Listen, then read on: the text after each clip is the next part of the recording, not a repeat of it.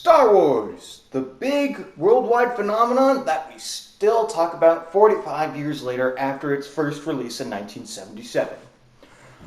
When Star Wars first came out, it was a first in many things, such as adding realism to the sci-fi genre. Normally, sci-fi movies that took place in space were all nice, clean, and futuristic, just had a certain too shiny look to it. Star Wars, however, did something different. It added grittiness. It added brand new things that we didn't think about adding to the spaceships and starships before.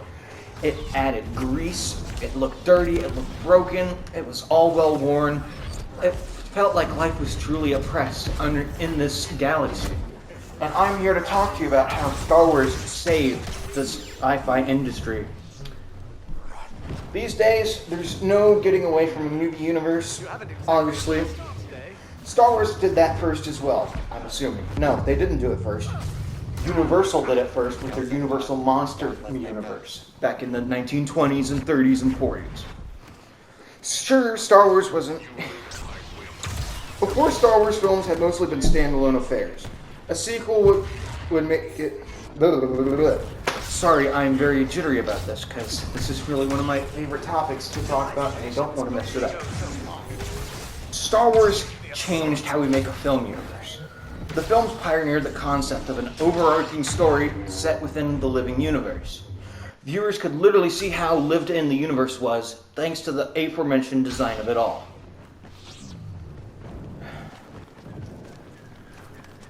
The writings of the films and the scripts are stuffed with unexplored concepts and locations.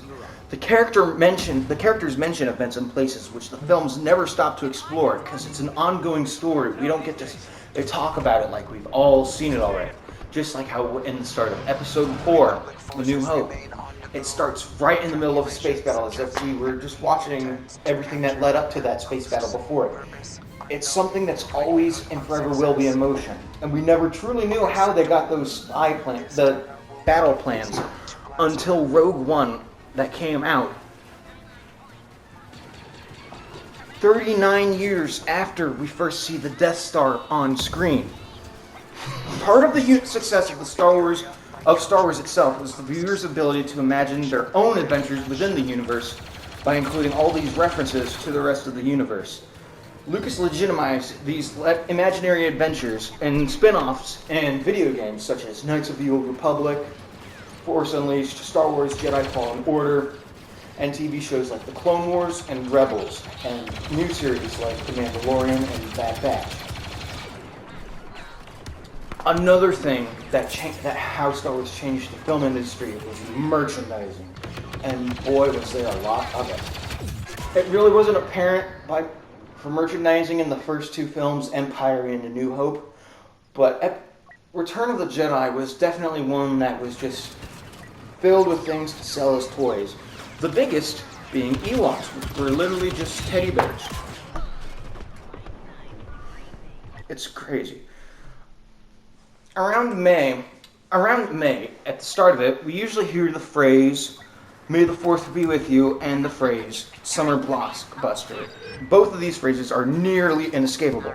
It's easy to forget that along with Jaws and Ben-Hur, Star Wars essentially created the concept of a summer blockbuster. It's hard to say whether Star Wars would have been as much of a success if it had been released in February, but it seems highly unlikely. Lucas gifted the film to bored children to keep them busy during the holidays.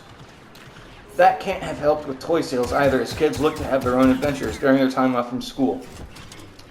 The enormous success of Star Wars is what also sparked the modern preoccupation with weekend box office takings. Before, these numbers were confined to industry papers and analysts, but suddenly they were splashed on newspaper headlines.